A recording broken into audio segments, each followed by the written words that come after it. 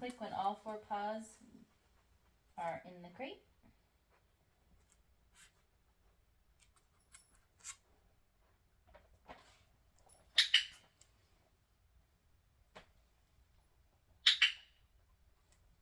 Paying to the crate. He offers a sit. I'll pay that. Good. I'm going to welcome him out so we can do another rep. Harrison, free. Good boy. Good job. I'll toss a treat in. Those were just crumbs. All 4 paws get in there. I click.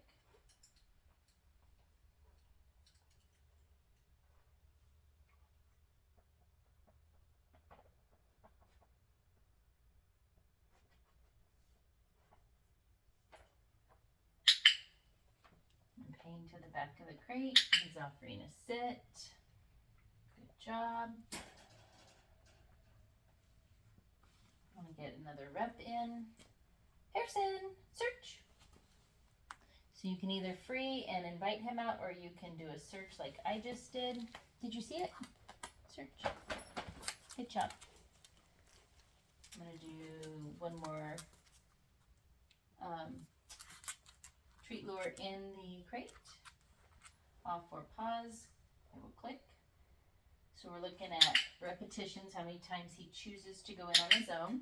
Now I'm going to start moving. This is the 3rd time. Now I'm going to start moving into some duration, how long he is in the crate.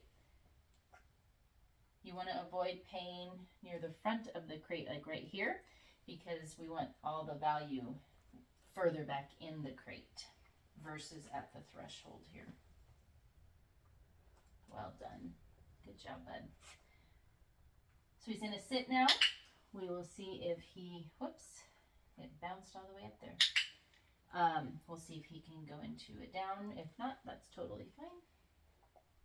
I'm going to give him a choice now to see if he wants to come out or not. You notice I'm not giving any cues. I like this to be choice-based, especially because they're going to lose freedom once we start closing the door. And it's much better if they have chosen to be in there versus you told them to be in there and then they're forced to stay in there. You can always put a cue on it after the behavior is solidified and he absolutely loves the crate. Until then, I would say just work on the behavior. So he's kind of in a down, just like leaning on the side of the mat there, but he looks pretty relaxed. So I'm giving him a treat party, and I just messed that up because he got up because the treat bounced. So I'll see if he'll go into a down again. He's waiting for me to toss it. It's like, what's the problem? Why aren't you reinforcing? So I'm going to give him a chance to choose something. He could come out, and I'm okay with that. He could lie down. He could stand up, try to sit again. This is the point where he's using his brain to figure out what the reinforcement is. He did offer a sit.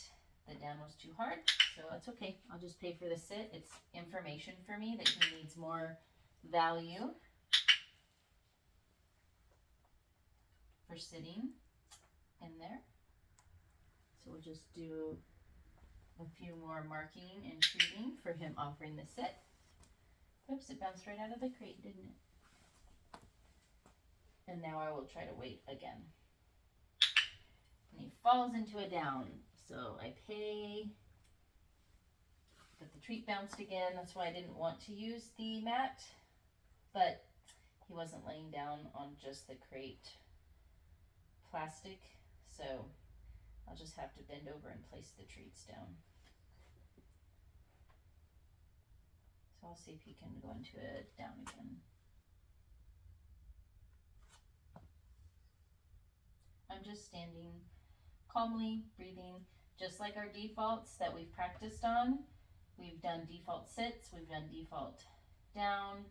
It's the same thing here. The only difference is he's in the crate instead of standing right in front of us, or sitting right in front of us, or lying down right in front of us. Yep, he sees the treat that I accidentally dropped out of there, so I click before he can move out. Drop some treats in there. Let's see if he can go into a down. Do you see yourself?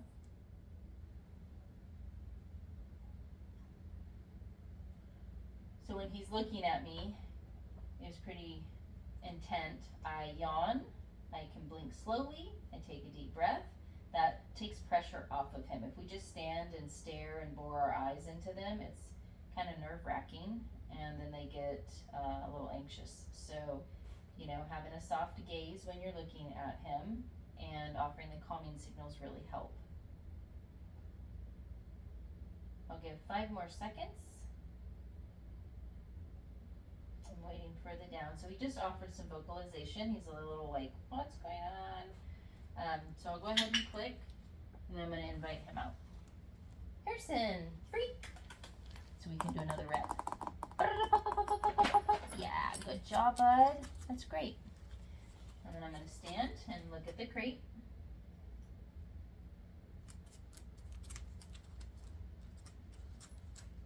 He's like, no, I don't think so. Maybe there's free treats out here. Let me check it out.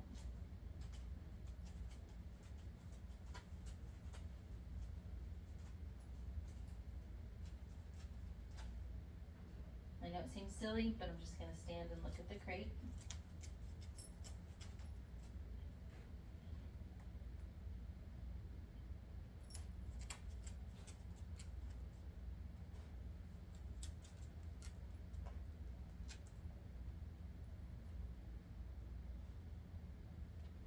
And if he doesn't just walk right in, if he,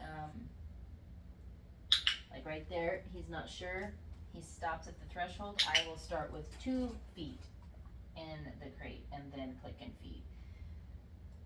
It's better than him going halfway in and then like, nah, no thanks. I want all of this to be, he's super successful. There's no rush to, you know, move this along. We want to work at his pace. So he hasn't really offered a down in here, except for once. So that tells me that more value needs to be placed in him choosing to be in there and paying for more duration in a sit so that he can just settle into a down. Good job, bud.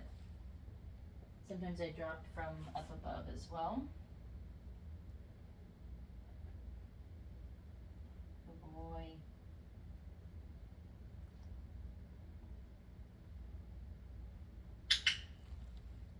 I'll click that. He was looking away from me. When they look away, they're more interested in just hanging out in the crate. That's a pretty good sign.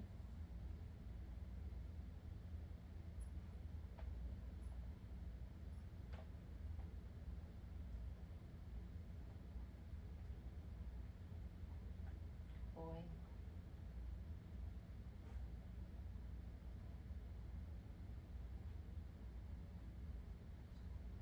Looking at me, I'm yawning. Moves away from me. Moves further back in the crate and sits. I'll pay that. That's nice. Why not, right?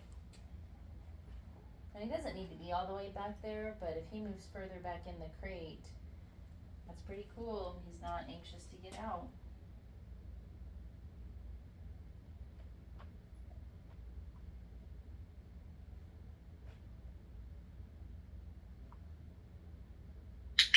He almost walked out and he chose not to. You can't really see because the blanket was covering it, but he moved his paw to step forward and then he kind of leaned back and went back into a sit. Nice job. Okay, I'm going to bring him back out and see if he can move back in quickly. Okay, Harrison, yay! Great work. Good job, bud. Just going to stand, face the crate, be silent, and wait for 4 paws in there.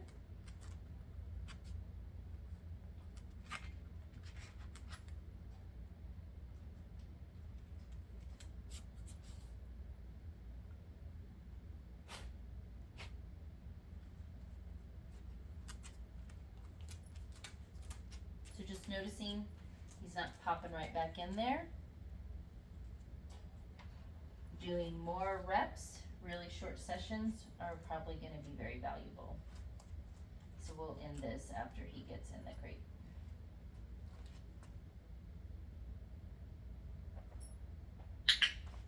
Good job. So I'm going to give a treat party, and then we're going to end it.